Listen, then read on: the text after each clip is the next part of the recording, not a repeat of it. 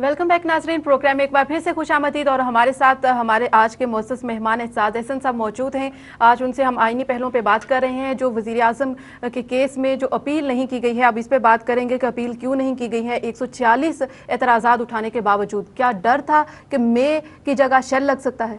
हाँ,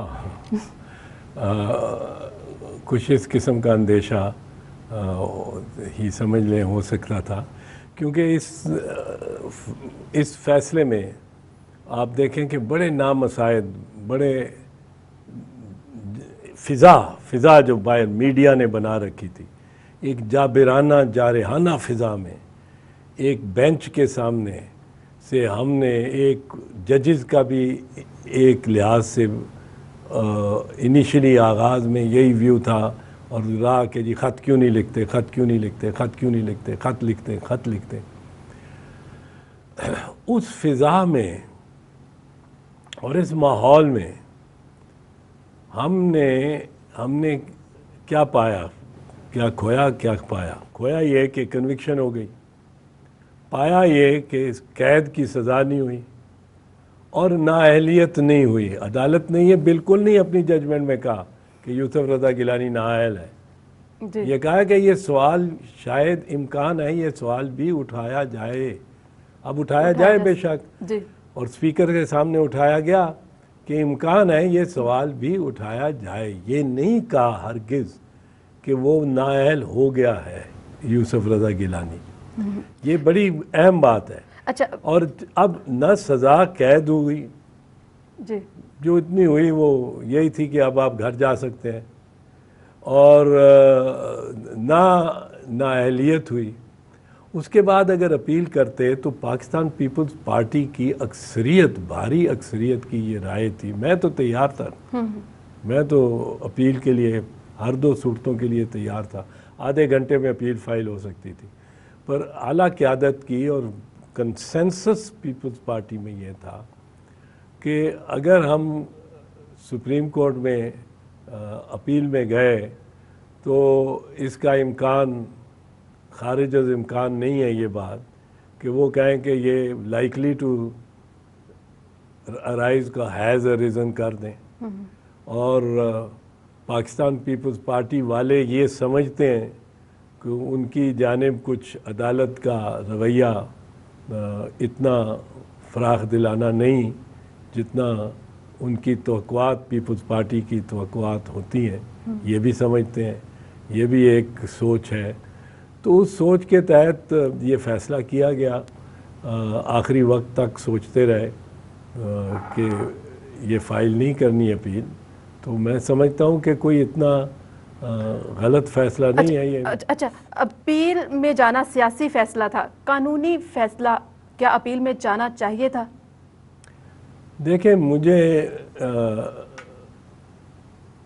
आप समझ लें कि मैं ये कह सकता हूँ कि काश मैंने अपील फ़ाइल की होती, क्योंकि अदालत के जो फ़ैसला है, जो 26 अप्रैल का फ़ैसला है और 8 मई का तफसीली फ़ैसला है, उसके जो मंदरजात हैं और उसके जो उसमें जो नुकात हैं, उन पर जो मेरे एतराज़ात थे, मुअद्दबाना मुखलिसाना एतराज़ात, बड़े हम्बल और आजिज़ी के साथ एतराज़ किए गए, वो लोगों के सामने आ जाते। 140 के 40 नुकात सामने आते, मौका मिलता। मैंने और मेरे दोस्तों ने, रफ़काए कार ने जो मेहनत की है वो बरूए कार आती। पर बहरहाल पार्टी का फैसला। अपील में न जाने से वज़ीर आज़म से या पार्टी से नाराज़ तो नहीं है? नहीं, नाराज़ नहीं हूँ। उनका भी फ़ैसला मेरे ख़्याल में ठोस बुनियादों पर है।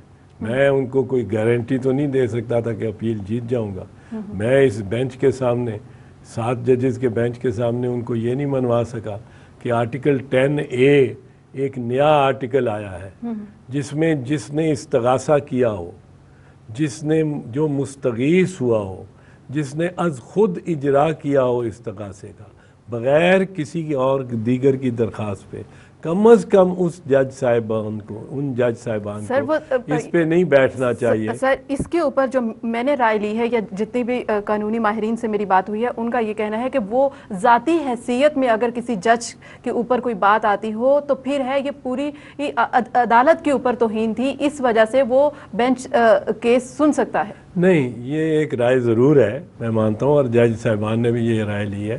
یہ رائے درست تھی 20 اپریل 2010 تک, بالکل صاحب تھی.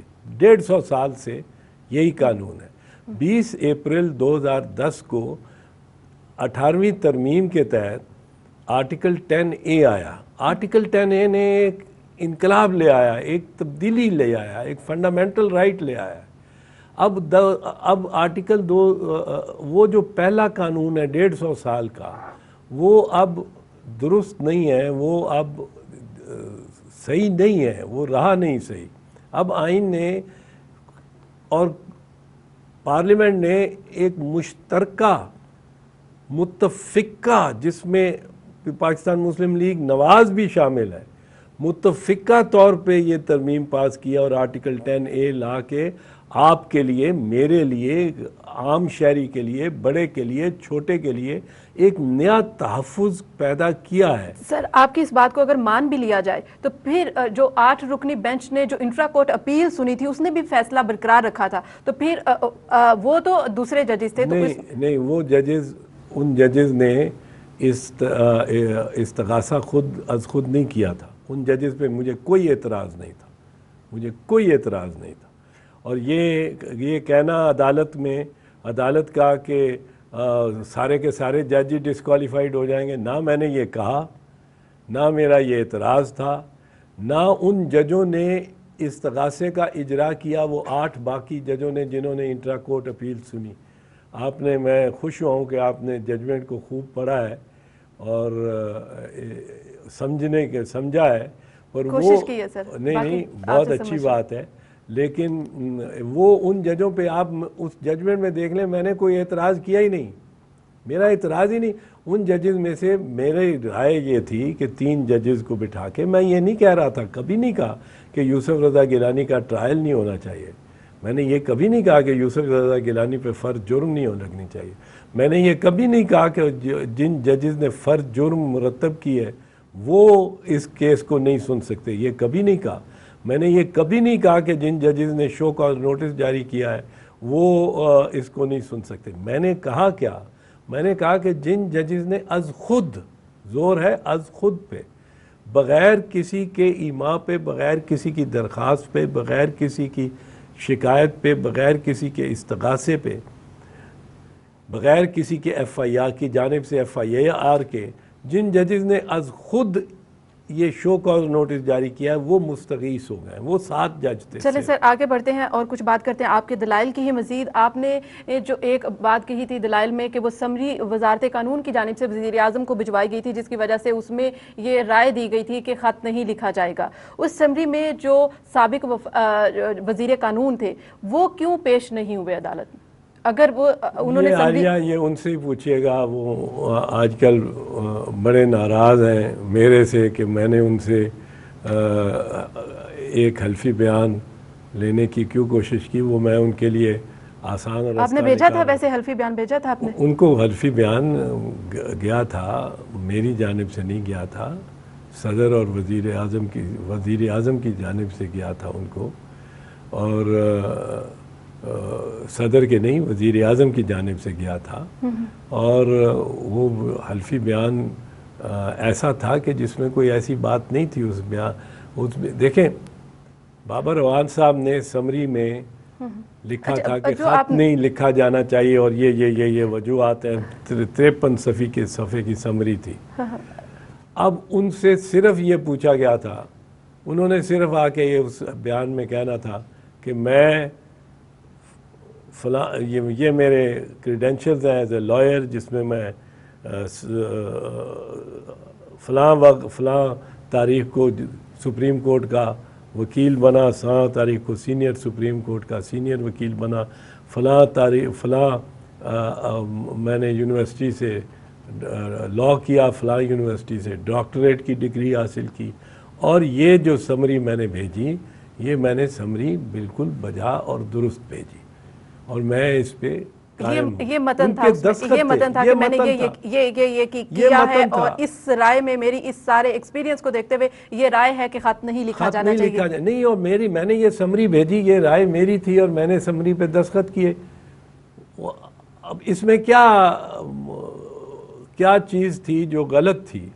اچھا، انہوں نے پھر انکار کیوں کیا جب انہوں یہ نے ان سے پوچھئے گا، میرے سے نہیں، مجھے معلوم نہیں انہوں نے کیوں انکار کیا۔ اچھا، وہ آپ سے خفا ہے اس وجہ سے جو تاثر ملتا ہے، اور یہ قریب یہ بات ہے بھی کہ آپ پیپلز پارٹی میں ان ہوئے تو وہ آؤٹ ہو گئے۔ آپ کے ان ہونے کے اوپر تو میں بات نہیں کروں گی، لیکن ان کے آؤٹ ہونے کی وجہ جس طرح سے ان کو ناراضگی آپ کے اوپر ہی آتی ہے، تو کیا وہ آپ سے ناراض کیوں ہے کہ آپ کی وجہ سے ہی ان کو آؤٹ کیا گیا؟ عالیہ، یہ آپ ان سے پوچھئے گا، میرا ادھر اس میں کیس میں آنا اس سے کوئی تعلق نہیں ہے ان کے جانے سے۔ ان کا لائسنس سسپینڈ ہو گیا ہوا تھا، تو ورنہ میرا خیال ہے وہی وکیل ہوتے، میں نے ان کو نہیں نکالا۔ اور مجھے وزیر اعظم نے کہا کہ بابر اعوان صاحب کو ہم نے وکیل کرنا تھا، ان کا لائسنس سسپینڈ ہو گیا، آپ ہمارے وکیل ہو جائیں۔ میں ان کا وکیل ہو گیا۔ اب اس کے بعد مجھے انہوں نے کہا کہ گواہی کس کی ضرورت ہے؟ میں نے کہا جس نے سمری پہ دستخط کیے ہیں وہی تصدیق کر سکتا ہے سمری کی، بات تو سمری کی ہے، وہ تصدیق کر سکتا ہے۔ انہوں نے کہا کہ کس نے دستخط کیے ہیں؟ میں نے کہا 3 دستخط ہیں، مسعود چشتی، بابر اعوان اور نرگس سیٹھی صاحبہ کی۔ انہوں نے کہا تینوں کو گواہ بلا لیں۔ وزیر اعظم کا وکیل، وزیر اعظم کی وکالت آدمی جب کرتا ہے، مسعود چشتی بھی گواہ کے طور پہ پیش نہیں ہوئے، وہ بھی نہیں ہوئے، بابر اعوان صاحب بھی نہیں ہوئے، تو وہ ان کے آپس میں پلاننگ تھی کہ ان کا جو بھی تعلق ہے وہ ایک الگ بات ہے۔ لیکن اب میں بات کروں گی اسپیکر کے اوپر کہ اسپیکر نے جو رولنگ دی ہے وہ کس طرح سے ابھی چیلنج کرنے کی باتیں ہو رہی ہیں، چیلنج کی جا رہی ہے سپریم کورٹ میں اور عدالت میں۔ اس کے اوپر مزید آپ سے بات کریں گے، لیکن ایک بریک کے بعد ہمارے ساتھ رہیے۔